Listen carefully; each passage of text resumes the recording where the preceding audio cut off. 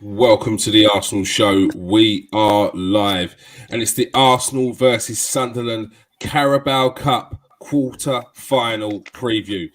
And we are joined by special guest Tom White of Sky Sports. How you doing, Tom? Very well, thanks. How are you? I'm good. Raring to go for tomorrow's game. You?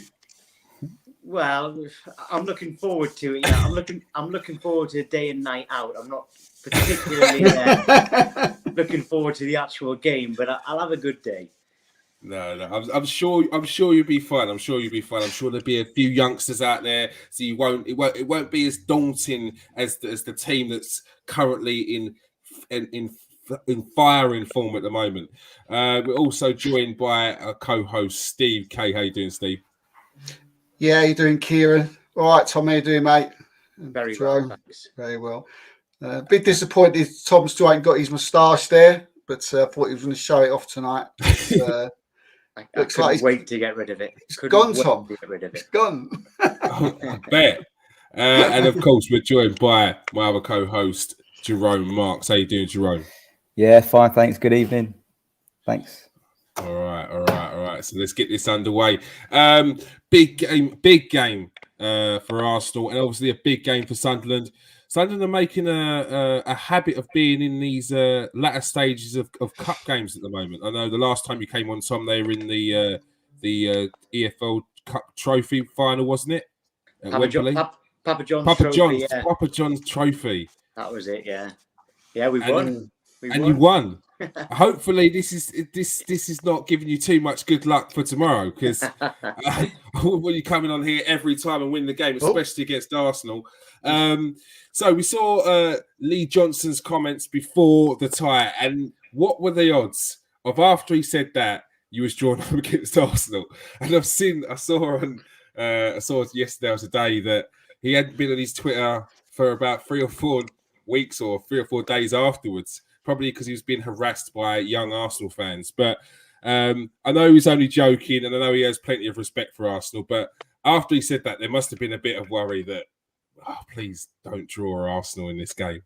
There was a lot of worry of please don't draw Arsenal anyway. But we were never going to be favourites whoever we drew.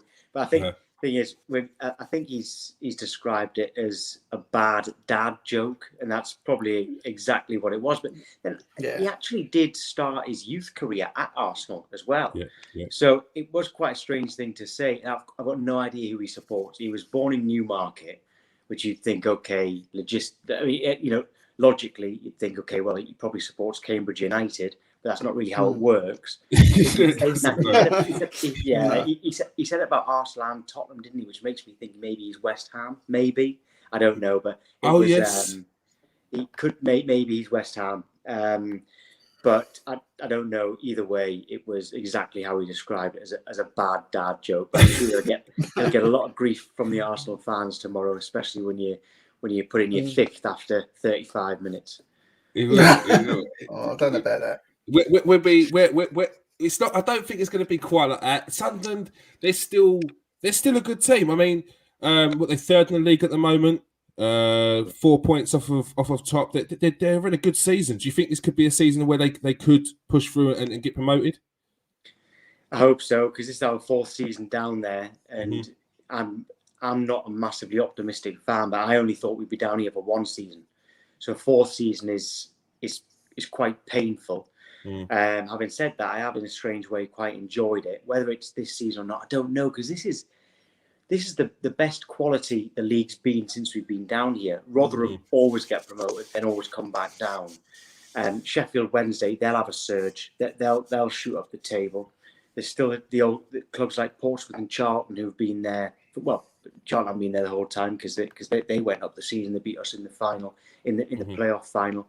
But they're a very good side. Wigan and Ipswich spent a lot of money, at least a lot of money on wages rather than transfer fees. But the standard in League One is very, very strong. So actually, even though we're doing better than we have done in previous seasons, the competition is better. So I honestly, I couldn't say with any great confidence whether this would be our year, but I really hope so.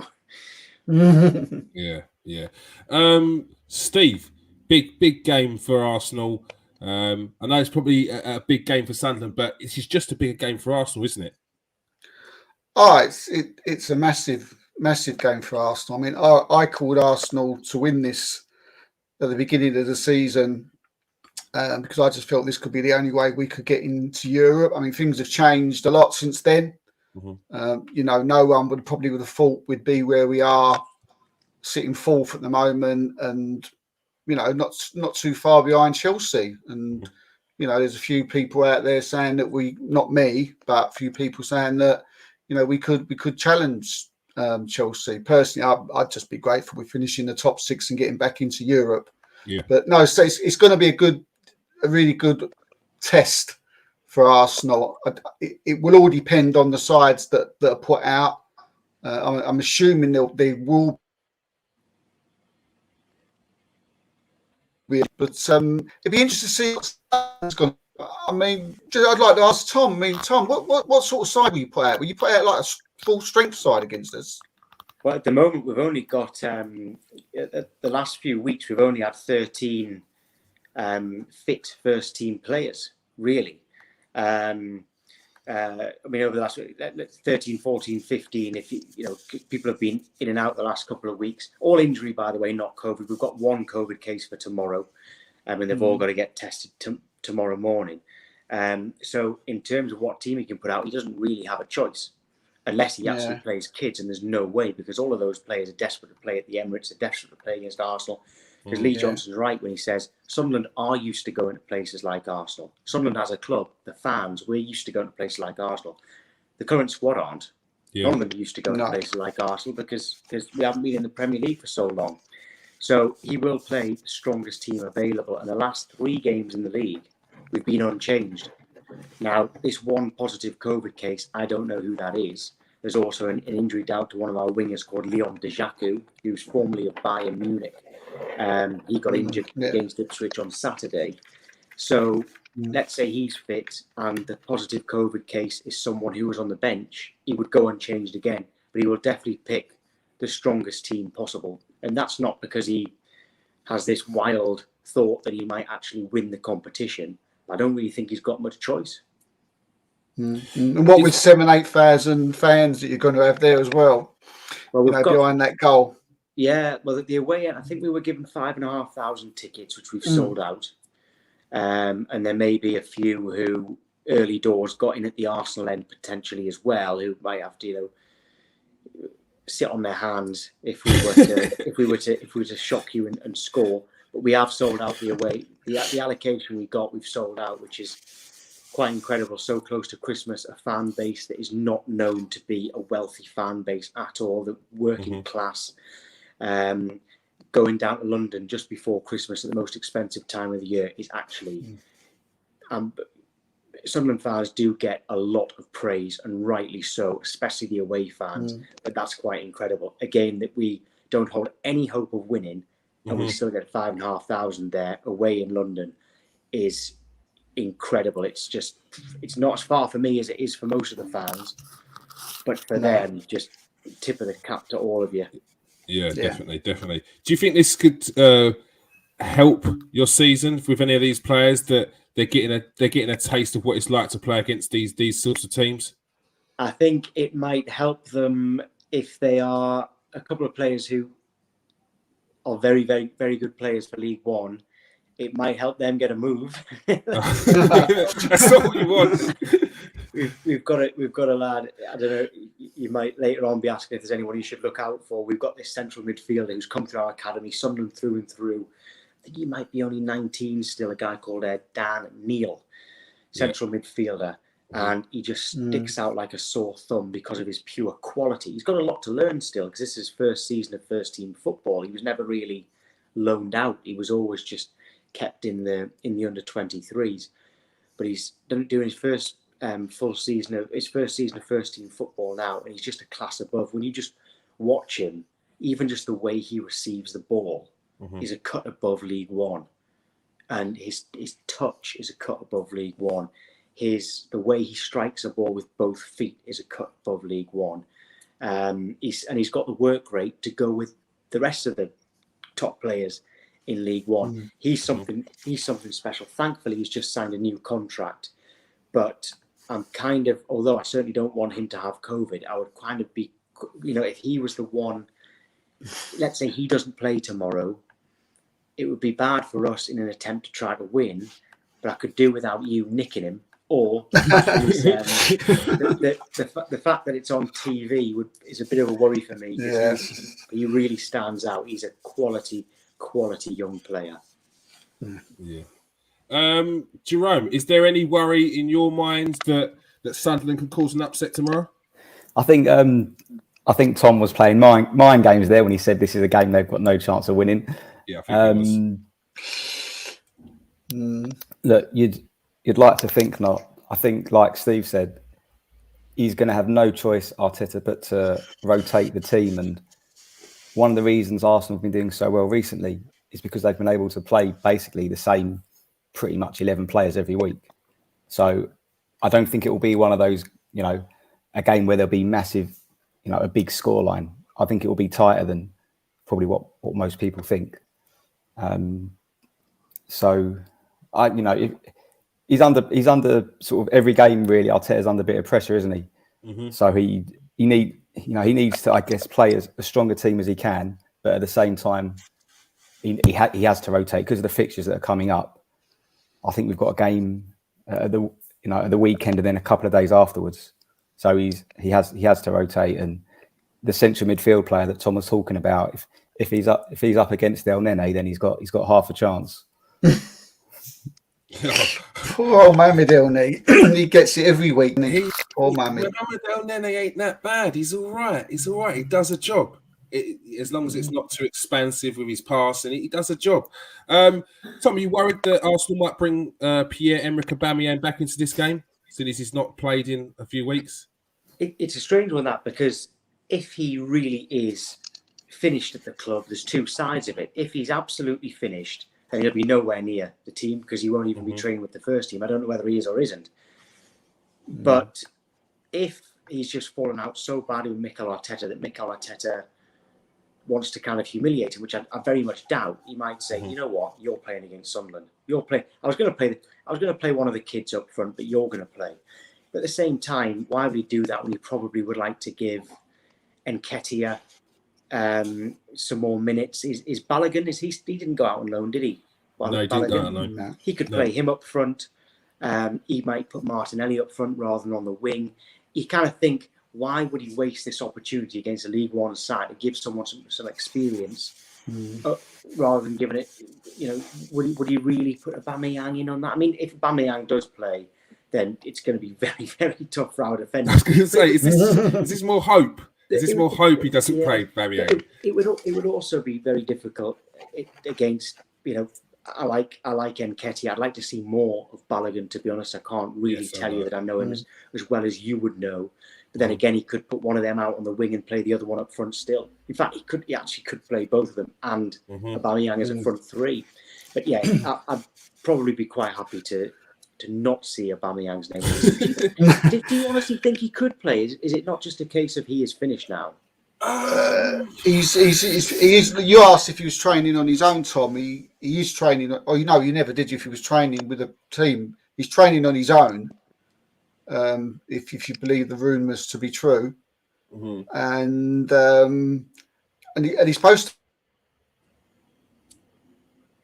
to be. He's apparently getting in 90 minutes before the others in training, and he's supposed to be working hard. So. But I think Tom is also, there's an option for Arteta to put a couple of players in the shop window, and one of them is Eddie Nketiah, and I'm pretty sure he's going to play. Does he want to sell Nketiah? Does he want to sell it? Does he? Right. Okay. He's refused the contract. He was offered one, and he's turned it down. Yeah, I mean, I'm not surprised. Eddie Nketiah, I like Eddie Nketiah, but I think for his career, his progression, his development, he needs to move on. Because even if Arsenal were to sign him up on a year extension, a 2-year extension, how much game time would he realistically get? I know hopefully we'll be in Europe, so games will be plus all the cup competitions. We're going to have quite a few games, but I just don't see a career for him at Arsenal in the way that he would want. I suspect. So I think it's probably best that he does move on, and it will give more of an opportunity for the likes of Balogun to get game time, because we don't know how good he can be ourselves until we see him playing men's football, because under 23s is not quite there. So whether he's going to go on loan again. So Nketiah's out of contract, Lacazette's out of contract, and Aubameyang seems to be on his way out. That only leaves Balogun as a striker unless Martinelli plays there. So they might even cynically, and it is cynical, and players are wise to this, they might cynically give Nketiah one more contract offer just to try to get some money for him by selling him. And also, not just that, if they've accepted that Lacazette and Aubameyang are going, if they've accepted that, he must be thinking, crikey, we need someone. Which is why I think there's talk of Lacazette, we're talk at the end of the season, because I think if you're talking about Aubameyang leaving, do you really want to start afresh completely with no one that's been at the club and someone who's just coming through the under 23s and someone brand new in? I don't think they do. I think in an ideal world, if Aubameyang was to go, I think they'd want to keep Lacazette for maybe a year, while the new person who comes in is potentially bedding in. That's just me guessing. But it's Lacazette's contract though, and the wages. He's on 180 grand a week at the minute, and so he's going to want more. He's got to be cut down from that. He can't get more, or Arsenal can't give him that again. Surely not. And so, this is very, very awkward. I mean, the easiest thing was to say we get a couple of players in January and one in the summer, and then that would fix everything. But the thing is, with Lacazette, he's 30. That's not old for a striker. It's the last contract era. It's like the 3-year contract that they usually get that they're looking for, the big money. And I can't see him cutting down his wages from 180 just to stay at Arsenal, especially when on a free you're very much more likely to get a bumper deal. It remains to be seen. Jerome, who would you like to see come into in tomorrow's game against Sunderland? A couple of youngsters in midfield or up front? It would be nice to see Balogun, because apart from the first game of the season, when he got thrown in a bit of the deep end, didn't he? We haven't seen him at all, so it'd be nice to see Balogun. Other than that, you normally say it's nice to see some young players, but a lot of our starting team are young players. Your Saka, Smith Rowe, Martinelli, Odegaard, Tavares. These are all 20, 21, 22-year-old players. So the next tier down from that is like Balogun, is like a guy called Charlie Patino, who hasn't even made his debut yet. But I think the one would be Balogun. I can't see Aubameyang playing. I think there's zero chance of that. I think that Arteta sees playing for Arsenal, no matter what the competition is, as a privilege rather than I'm going to punish you, so go and play in the Carabao Cup. I don't think that's Arteta's way of thinking.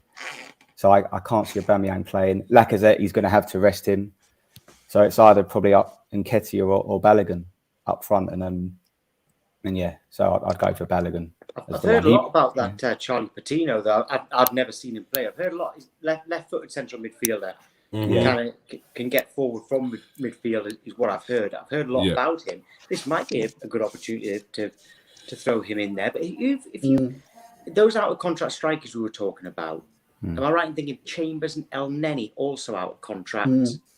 Is there any more? It's quite bad, that isn't it? It's quite. I know it's not new to Arsenal, but they are players who are worth money. I'm not saying worth mega money. No. But they are. If all of those had an extra year left on their contract, or a contract like where you can trigger an extra year, suddenly you're talking, even if it's £10 million per player there, you sell the 4 of them, 40 million. You've got a quality player to come in. That's quite poor. Yeah. I think what it is these players, when they had, say, 1 year left on their contract, they're on such big wages. No one wants to pay a transfer fee for them, and then pay the wages on top. So this is sort of years of poor management, I suppose, in terms of. It feels like it's coming to an end, though, doesn't it? Yeah, this is like the last sort of year or so of. Yeah. Or hopefully, anyway. I feel like nobody could have seen this coming as well. I mean, with these new players that have just come in and you know, they've emerged into what we're seeing week in, week out, you know, sort of excellent Premiership players. And we're seeing the youngsters now sort of turn into what at the beginning of the season, they've probably gone, well, they certainly wasn't these, you know, they certainly wasn't that at the beginning of the season. And the ones that come in, you just don't know. So they was probably a little bit scared as well to get rid of players like Chambers and El Neni, and in case it never worked. Mm-hmm. Tom, as from an outsider's view, how do you see this current Arsenal's squad? I see that the team is pretty good. I see the squad as a little bit big and unbalanced. And when I say it's too big, I'm including the amount of players out on loan. Like, will Mavropanos ever play for you? Really? No. Yeah. Right? Okay, loaning him out, you get a loan fee, you don't pay his wages, but why not just sell him? Right? Now, he might be brilliant, okay, and maybe the plan is that he does come into the first team, maybe, but he hasn't so far. William Saliba, are we ever going to see him? He was talked up quite a lot. He's gone out on loan again. Will we ever see him at Arsenal? And even if you look at the centre-back area, Pablo Mari doesn't seem to be... He's never seemed to be in favour since you signed him. Either, I've already mentioned Chambers there. I like Gabriel. I like Benjamin White. I quite like Rob Holding. I think he's solid enough. But there are... Like, Guendouzi's out on loan. You'll be wanting to sell him. Xhaka, 1 minute, I know for a fact he was on his way out. The next minute, he signed a new contract. So what changed in that split second for him to be available for transfer and then suddenly a new contract? And then all those players in the last year of the contract as well, like El Neni. I think the squad has just got so many central midfielders, but they're not all at the club because a lot of them are out on loan. So many centre-backs, but they're not all out on the club because a lot of them are on loan. There's no balance there. And I think that if Arteta and Edu between them can kind of trim the fat, and these are good players, by the way, that I'm saying to trim, but if they can get the squad a little bit smaller and a little bit, so more quality over quantity, I don't think you're that far away. I really don't. I think that the Arsenal team is quite good. And not just the team. If you were to name a 16-man squad, I know that you get 9 subs in the Premier League. If you were to name a 16-man squad, Arsenal could challenge, if not scrape, into the top 4 at the moment, right?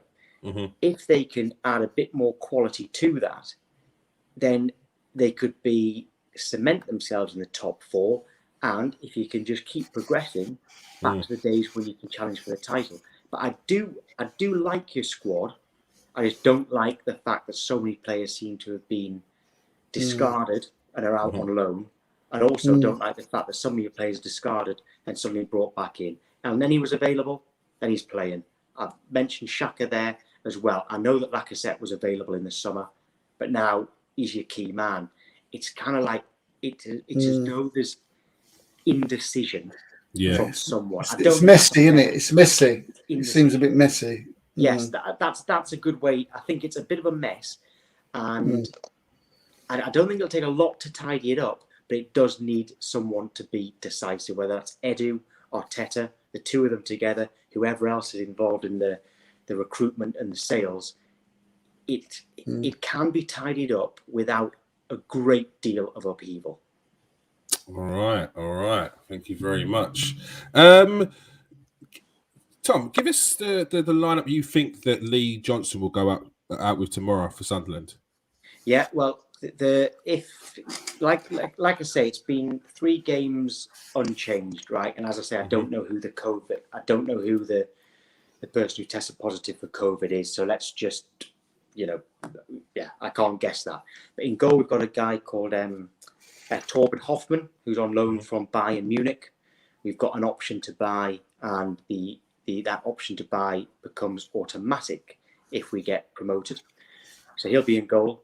It'll likely be you can kind of write it down as either a back three or a back four, but let's write it down as a back four for ease's sake. Bailey Wright will be at right back. He's normally a centre back, but all of our full backs are injured. Lyndon Gooch has been playing at left back, even though he's a right winger. He will probably wow. Yeah, I know. Yeah, he's been playing left back, playing quite well there. Yeah. The centre backs will be Tom Flanagan and Callum Doyle. Now, Callum Doyle is on loan from Manchester City, and he is class. He will play for England, right? He joined when he was 17. He's 18 now. He's played almost every minute for us. Left-footed centre back, absolutely class, as well as being hard as nails. Watch out for him. He's not our player, so you can look at him all you want. All right.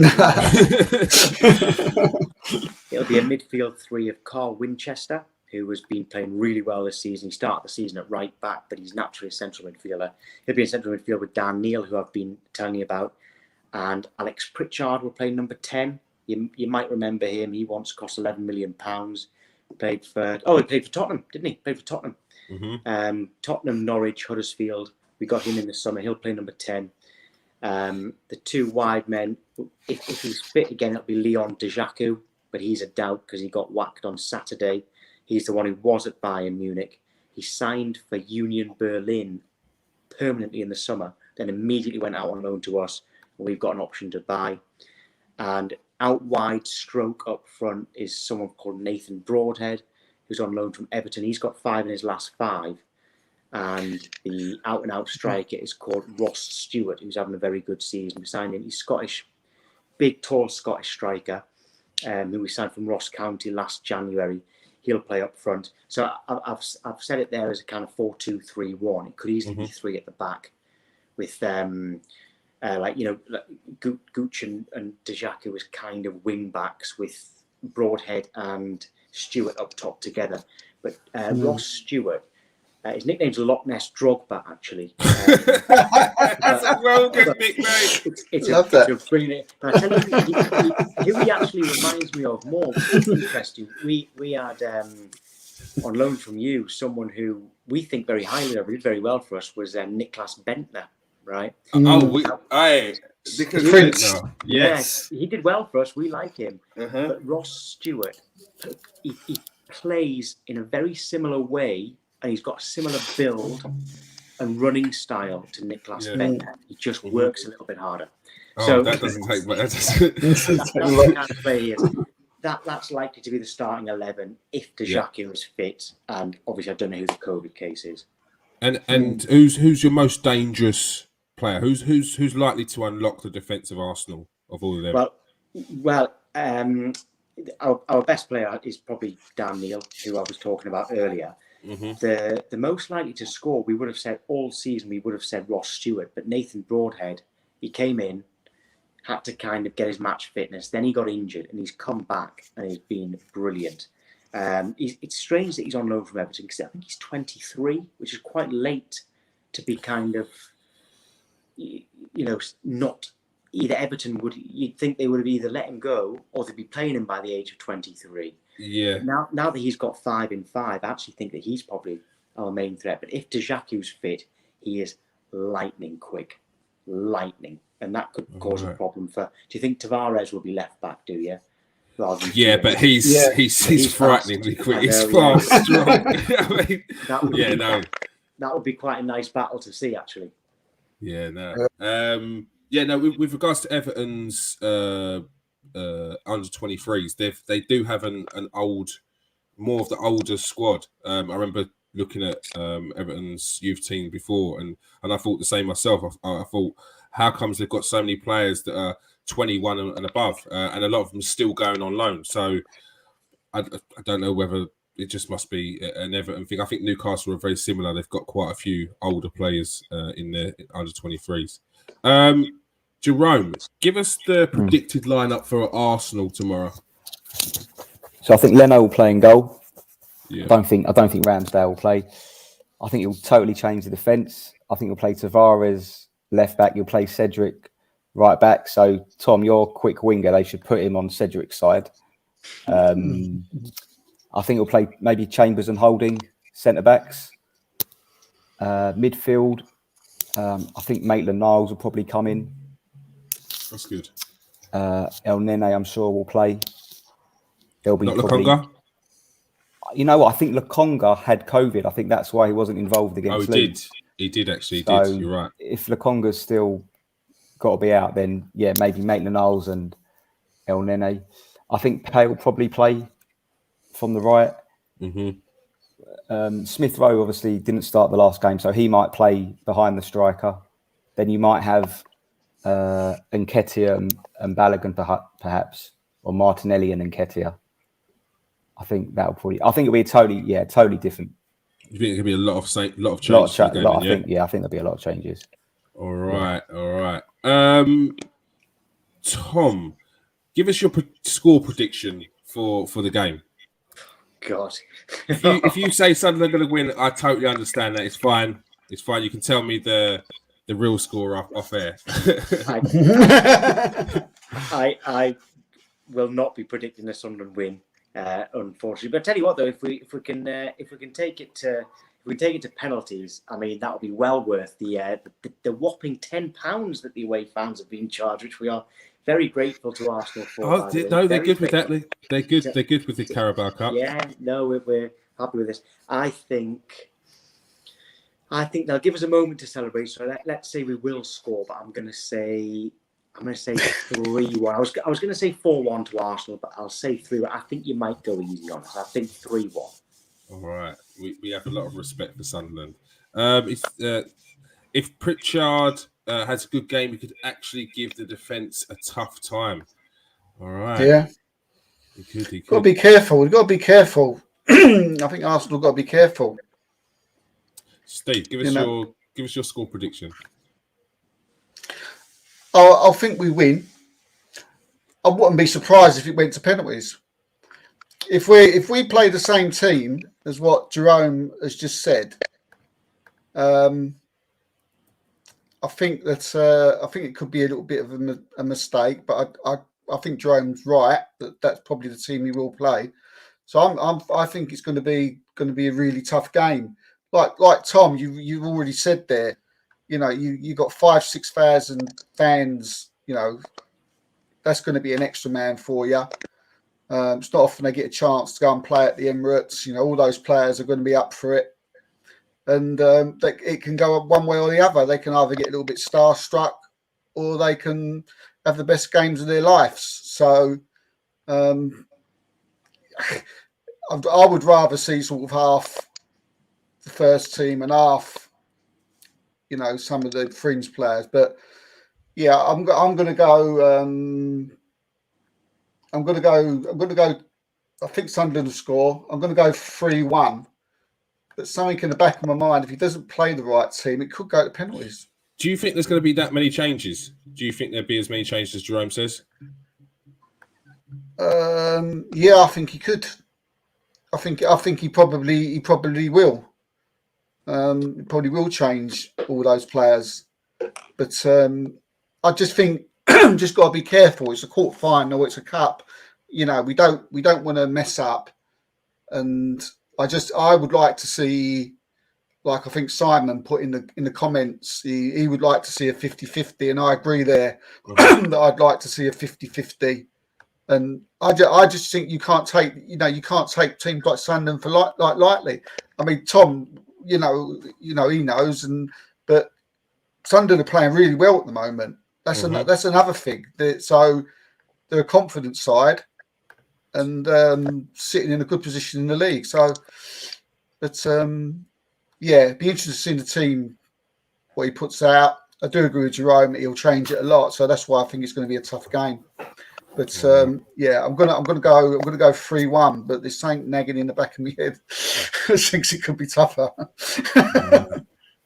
Alexander's gone for a 2-1 Sunderland. Broadhead and Neil to score. This sounds like an exciting game. Very, very good game. All right.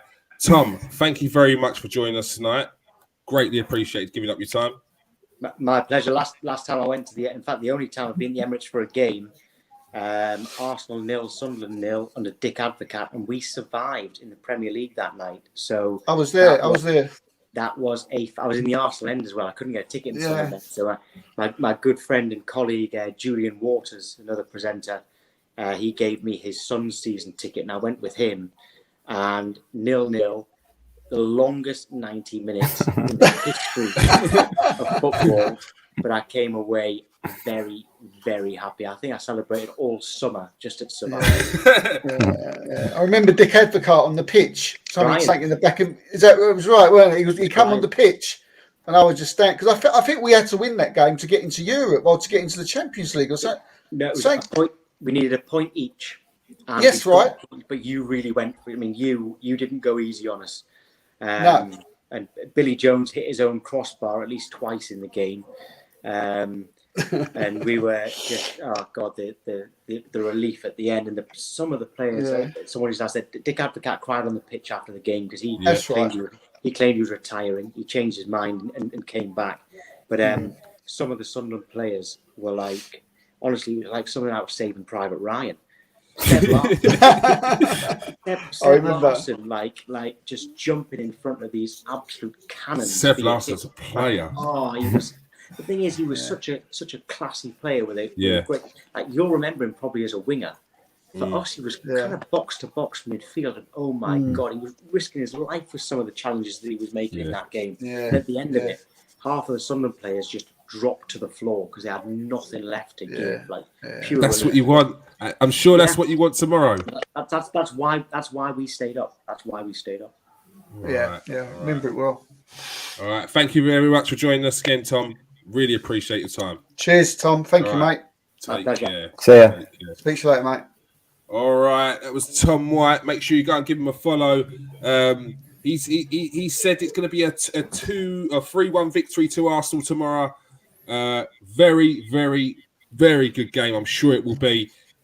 Make sure you join us for the post-match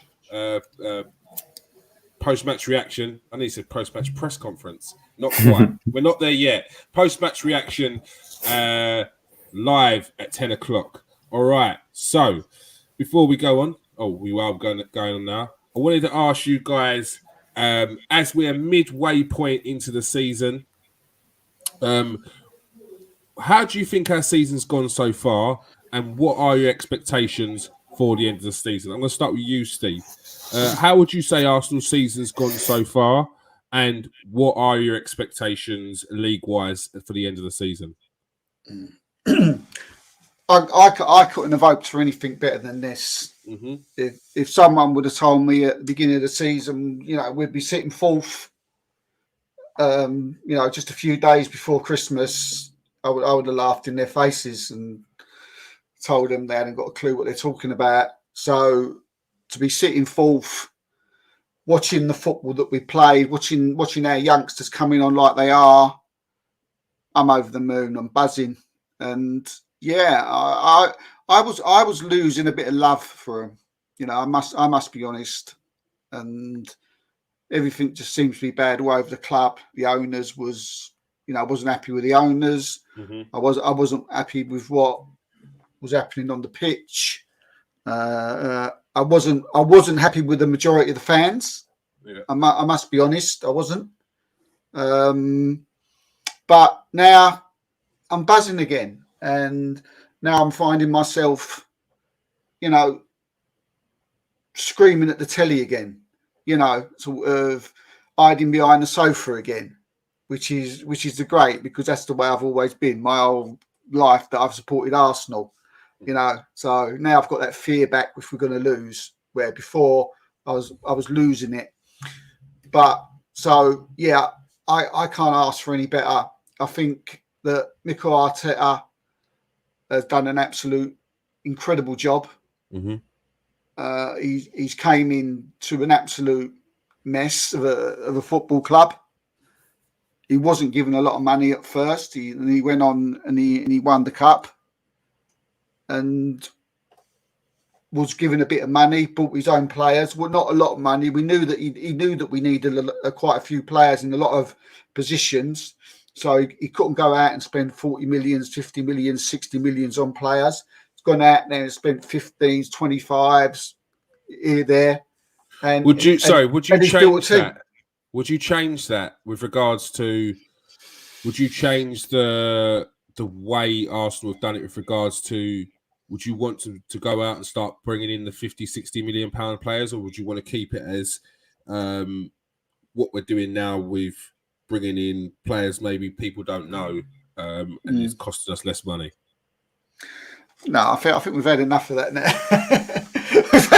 we've had our turn of that, and it was great. And there's nothing more better, is there, to see players that people have not heard of, or players that coming in from the ranks, young players, and sort of emerging and turning into international footballers, and who are getting plaudits all over the place. But for the next, if we're talking about coming up to January and the summer, I'm looking at Arsenal and I'm feeling that everything's great, and we need to sort out strikers, and I don't see not a lot else wrong anywhere else. So to get strikers cost money. Goal scorers cost money. Mm-hmm. So I feel you're going to have to play around about the 40 million mark anyway for a striker. I'm not expecting an Ireland or a Martinez or a Kane or someone like that to come in, but there's plenty of good strikers out there. And one thing now that I hope that all Arsenal fans out there know, that when he does bring a player in, trust him who's coming in, because there was a lot of Tommy Ash, who's he? Tavares, who's he? Never heard of him. We might have been a little bit guilty of that at times. Not sure. We had to ask around and find out who they are. But it just shows what an incredible job he's done with such little funds to turn players that we'd never heard of into top class Premiership footballers in a matter of 15 games. So I'm finding it hard to find faults to what we're doing at the minute, and I can't. So I'm over the moon. All right. That's good. Jerome, I'll ask you the same question. How do you think the season's gone so far? And what are your expectations? Steve, I'll come back to you on what your expectations are, because I don't think you got it in there. No, sorry, no. Well, this is on balance. I guess you must say so far. I guess so far so good, but, and there's a very big but, our opinions and our feelings about this team, they can change very quickly. I mean, how is everyone feeling after the Everton game? How is everyone feeling about Lacazette after the Everton game? And how are they feeling now after the Leeds game?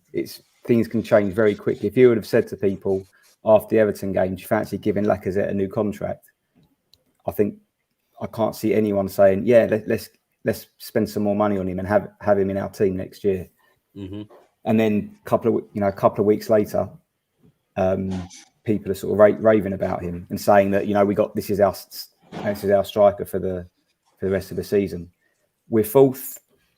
We could very easily be seventh. I know teams have got games in hand on us, but what we've done is we've put ourselves in a position where we've got a chance of having a decent season.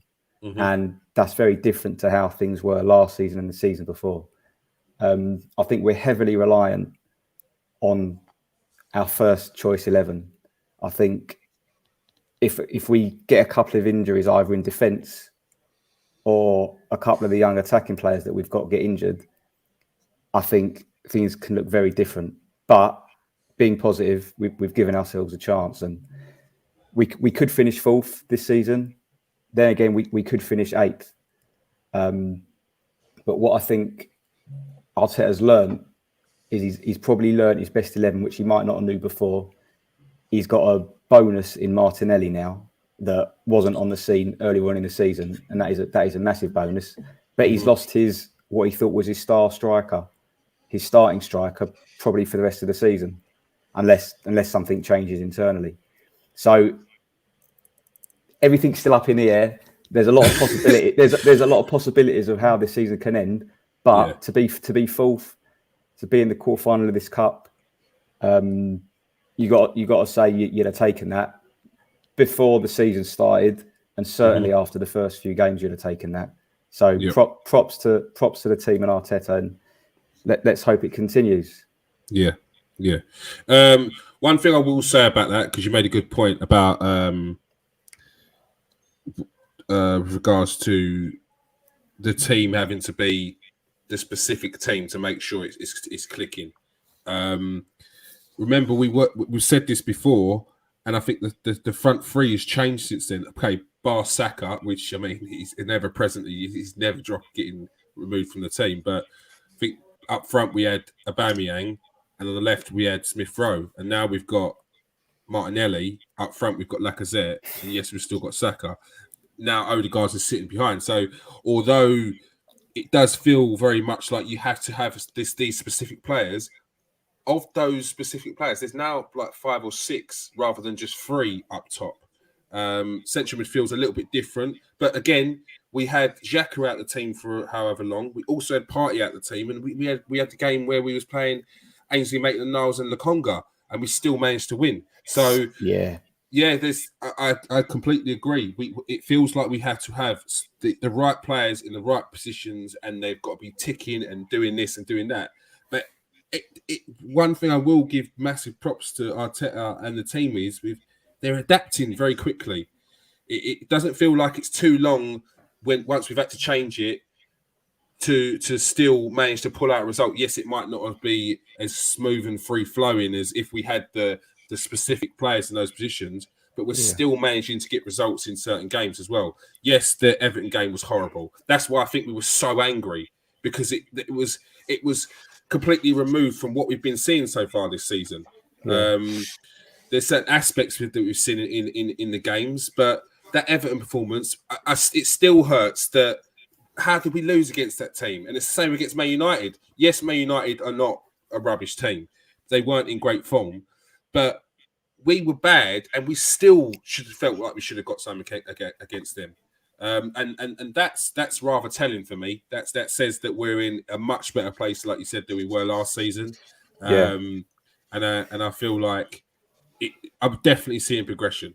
but it just needs to continue. I'd say the test. The test is if one of these centre backs gets injured. And I think we've had a game where I can't remember who came off. But then Holding had to go in, and then we had another game where someone came off and Chambers had to come in and he scored. But for me, it's more if you've got to have Rob Holding or Chambers for 2 or 3 games as opposed to just coming in for one. Because I think these defenders are more than capable of being able to come in for one game. But it's when you've got to play them for 3 or 4 and you're relying on them for their performance and consistency. And that's the difference in levels between like Ben White's and Gabriel. Steve, what's your expectations for the rest of the season?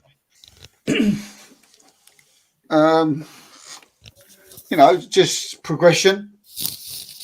Seeing in players, not digress, but progress. I'm expecting us to get beat by a lesser team. It will happen, and people got to be ready for that. Arsenal are not going to go the whole season unbeaten. From here, they'll win the title probably if they did that.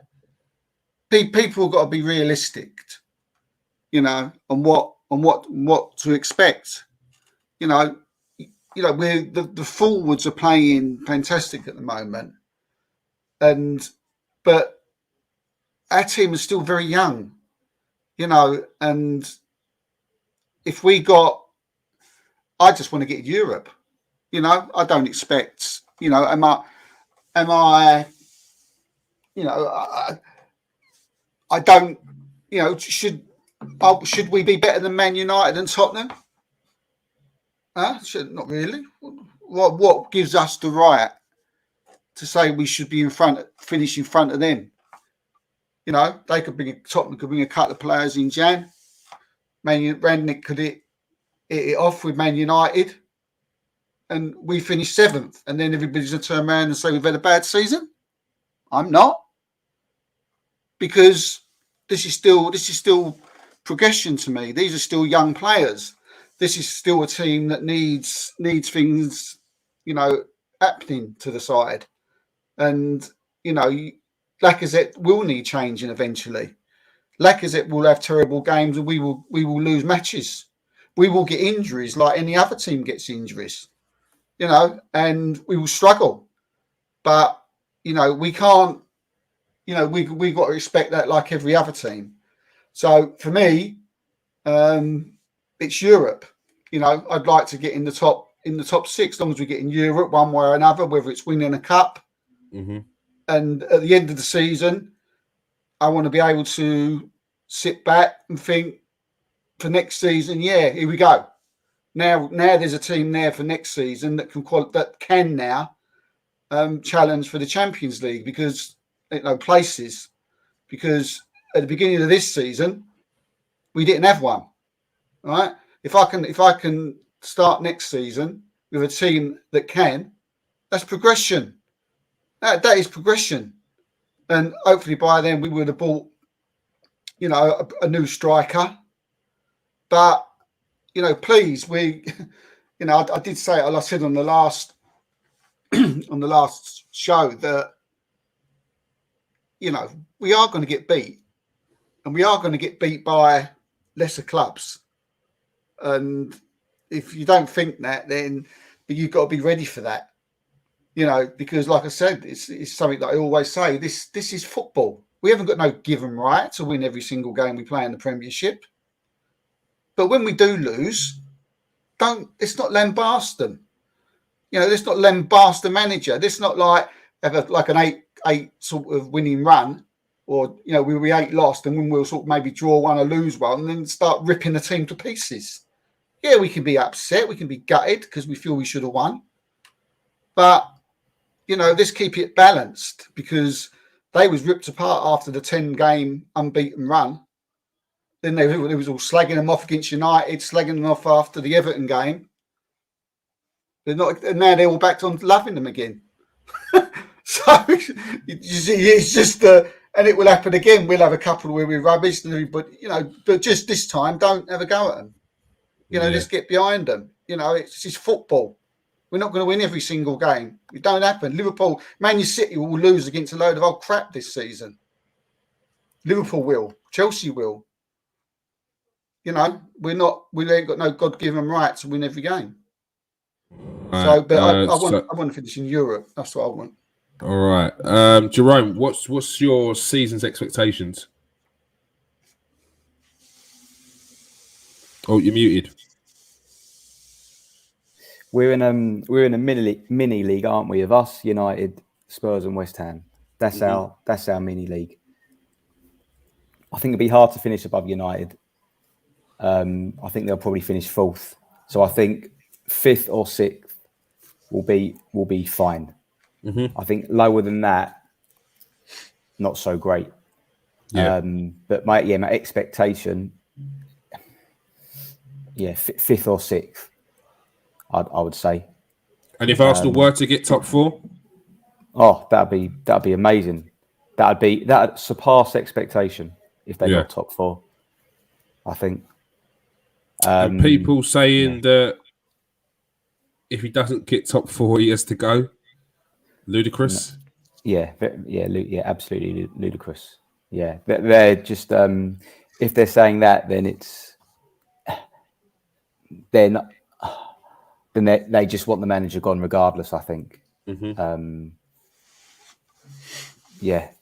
That's in my opinion that's crazy to say that. What was your? Can I ask you both? What was your predictions, or what would you be satisfied with at the beginning of this season? I said Europe, and I said not the Conference League. I remember saying not 7th, 5th or 6th. I said, I said 6th would be good, 5th would be very good because it's progression, and I didn't even contemplate 4th, like not even cross my mind. So even with our fantastic new defence and our fantastic new players, it's not changed, is it? No. I've always said that. That's how hard it is. That's my point. My expectation of for where we finish won't change, and even if we was to push for fourth towards the end of the season and dropped out, my expectations wouldn't change. It would because I would still see fourth spot as a absolutely unbelievable achievement. I don't want to hear anything about we're Arsenal. How are we talking about? Because like that way of thinking is so like I don't know. I can't think of the word, but that way of thinking prehistoric. It's just blinkered. It's like, are you even looking at your surroundings? Like, there's that meme where people stand around and he's got a big smile on his face and the background's all on fire and he's just like, yeah, everything's all right. Are you sitting in there like that? Is that where your mind is? That Arsenal, you're still looking at Arsenal every season going, yeah, we've got to go for the league because we're Arsenal. Like, you're just that's it's like childish. Like, you have to look at your surroundings. You have to look at where you are and take account, make your judgment from that. Don't do it just on the basis that the club's name, because it's nonsense. I think January is a big thing. If he brings in a striker or two in January who are sort of top class, then you think the expectations might go up a bit. But with Lacazette's done great. He's been fantastic, but the chances are that he's going to play like this for the whole season is very unlikely. Well, if you look at Lacazette's stats from pretty much every season, Lacazette is a finisher. Last season, not so much, but every other season prior to that, he finishes the season well. So it'd be interesting to see if he can continue this, because I think he potentially can. I still have hope that Aubameyang can come back into the team, not because I think that, not that I think that, like, I'm not any player. I'm not attached to any player. I don't have any sort of attachment to him. So if Aubameyang was to get sold tomorrow, bringing another striker that's capable of doing what he was doing when he was scoring. However, I still think there's a decent striker in there, and I still think that we can get something out of him. And it'd be silly for us to bite our nose off to spite our face if we couldn't get rid of him in January and not play him. I think that be for six seasons he was world class. So you're gonna feel like the way you feel, aren't you? Yeah, I still feel that there's an opportunity, and to see someone who's lost the captaincy, no matter how he dealt with it in the first and how he reacted, because anyone's going to react in a certain way if they're losing the captaincy of one of the biggest clubs in the world. It's how he reacts afterwards. It's how he comes back from it, and seeing him come an hour and a half or an hour before training starts. That's what he should have been doing prior. And if he's going to do that now, then so be it. I'm happy for that. That's what I want to see. That's the reaction I want to see. I want to see him fighting for his spot, and that will make everyone else on their toes. Because I can guarantee the likes of Martinelli, the Lacazette even will be sitting there, and they'll be thinking, Aubameyang's sitting there, like, he could still come back in. I need to make sure I'm doing it week in, week out. And while we've still got that, we've got to use it. And if we was to let people know that Aubameyang's not a part of it and that they are the main people, then I think you could see a dip in form. And that's not like what it's a subconscious thing as well. Sometimes it's not always an actual thing that people do. If I can ask a question, that's both of you, and Jerome, and people in the comments, just a bit of fun, because it's our last show before Christmas and last Arsenal show anyway. If you could have one wish now for this team, what would it be? Christmas wish. Good question. Come on. Comment section. I want to hear what you've got to say on this one. Jerome's going first because he skirted out the last question. Please, if you are watching, please hit that like and subscribe I know we've got quite a few new people watching today, so please do us a favour, smash that subscribe button. Jerome, one wish. And I want to see what you got in the... was that your wish, Melvin? Abba needs to change your clubs. Give us your wish. And then we'll go to some of these questions before we go. We're going to go a little bit over today, 5 past. Go on. God, what a great question. Oh, what a fantastic, wonderful question that is. Jerome's like, can I give you it next week? God. No, I can't even think of a striker that we need to sign, let alone have a Christmas wish where you can just say anything you like. That might be after Christmas. Yeah. It's after Christmas. A great question. Right, while Jerome's trying to answer this question, which I know his brain is going into overdrive right now. Yeah, I'm going to go into the comment section quickly and answer some of these. Lads, there's definitely a feel. Simon Lester, love to have you on before the new year closes. Lads, there's definitely a bit of a 1987s feel about us at the moment. Agree with Steve, a lot of us old-timers are stirring from our slumber and loving the current buzz around the club. 100%. I see Simon... a regular on Twitter, a big name in the Arsenal community on Twitter. He's he's out a lot recently, giving his 2 pence worth. So yeah, I know he's feeling happy about this moment that Arsenal are in. I am as well. After every victory, I can't stop smiling. Match of the days have never been so fun. I'm watching games over again because the when I'm watching it the first time, I'm like, ugh, I can't really enjoy it properly because I'm on the edge of my seat. But then I'll go and watch the full game again afterwards. I'm loving it, and I haven't been able to do that for years.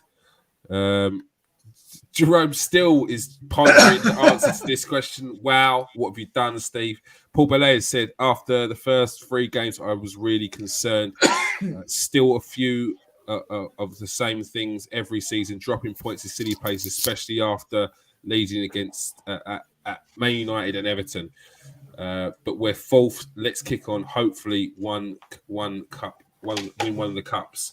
We're still in 2, still 4th in the league. Whether we can hold that 4th position, who knows? But games in hand, we've got the points, and that's what the most important thing at the moment. Jerome, one wish. My wish is for Jerome to answer this bloody question. I wish that the powers that be revisit that Harry Kane challenge from yesterday. That's my wish. Steve, what's your one wish? My wish was a bit more serious. I hope we get our Robber back. I hope we get him back, 30 goal season back. If I could have a wish, then that would be it. Because if we did get him back and he did start scoring them type of goals again, then I think we'd be Champion League just like that, flick of a swing. Yeah, I'll make you right. Jerome, what's your one wish? My wish really is just for all the the team to stay fit.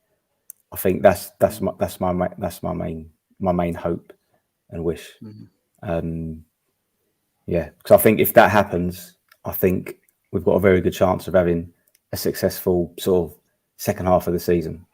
Yeah. So that would be my wish. Yeah. Me.